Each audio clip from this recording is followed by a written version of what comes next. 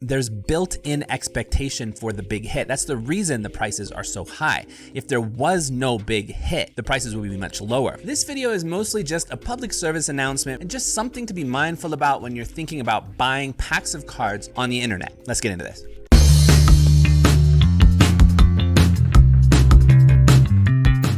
My warning here basically is be careful about buying individual packs or even individual boxes that are part of a whole case.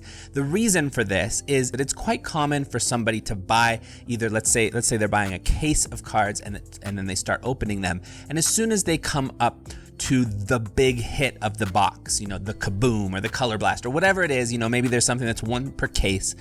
As soon as they find that, then they sell the rest of their boxes, just loose boxes. Or the same could be done with a box that has a bunch of packs in it. They start opening packs until they get the big hit of the box, and then they sell the rest of the packs individually. So you have to be really careful when you're buying, because it's very possible that the big hit has already been taken. I've seen a couple of occasions where people will actually make note of that. Well, they'll specifically say this is a dead pack or a dead box, you know, like the hit has already been taken, and you could still, maybe there's still there's other parallels, maybe something is still valuable in there. It's totally possible there's something valuable in there, but the main hit has been taken out. So, you know, and really the price of product is, there's built-in expectation for the big hit. That's the reason the prices are so high. If there was no big hit, the prices would be much lower. Even if there's a lot of other pretty good cards in there, the big hit chase is the thing that makes the value of the price of many products go as high as they go. So really, if you're buying a loose pack or a loose box, you have to think about that as far as the price that you're paying. You're paying a price that has a built-in expectation of a possibility of that big hit, but you have no possibility of that big hit, very, very likely. So you got to be careful about that. In fact, even at a local card shop or something, it's possible for the local card shop owner to do this exact same thing.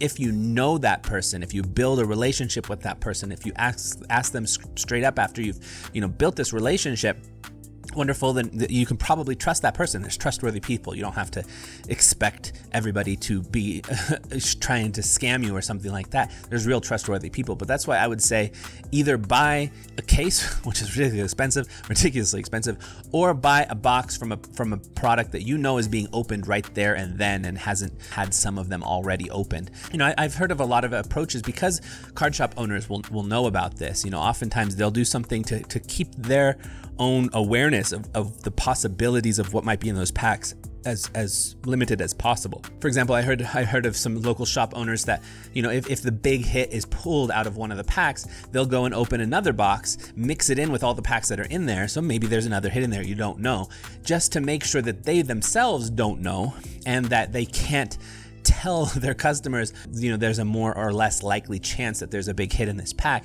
so that it kind of keeps everything a little bit above board, a little bit more in the unknown. I think that's nice. I don't think every local card shop owner is doing stuff like that, but some do. One of the things that brought this video idea to mind for me was actually I had bought I'm in China, I've mentioned in other videos, so sometimes when I'm buying something on the Chinese website, there's wordage, you know, that's used in Chinese that I don't quite understand.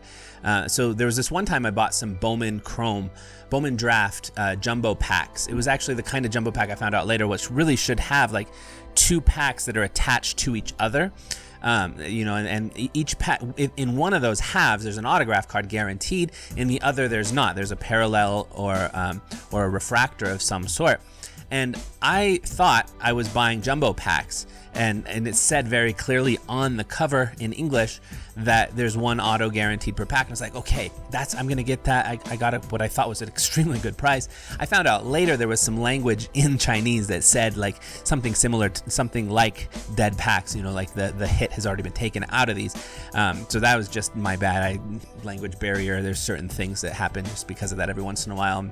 Chalk it up to learning and move on. But it got me thinking about this whole thing here because, you know, that basically what I picture that seller doing is he had bought in a case or a bunch of these of some sort and started opening them, and anytime he opened one half and it was already hit the auto, he put the other half aside. So there's probably some where he didn't hit the auto the first time and he ended up opening both halves, and he had all those cards. And then for anything where he did hit, it's a 50-50 chance that you hit the auto in the first half, and then he would put the others to the side and then sell those off. So, you know, he at least, you know, I found out later that he did say that in the listing, which is a good thing. I still don't like it as a practice, you know, to take away the hit and then sell the other stuff. Still feels a little bit like not something I would choose to do myself. I can appreciate that he made that known, so it was just my bad for not knowing Chinese fluently enough.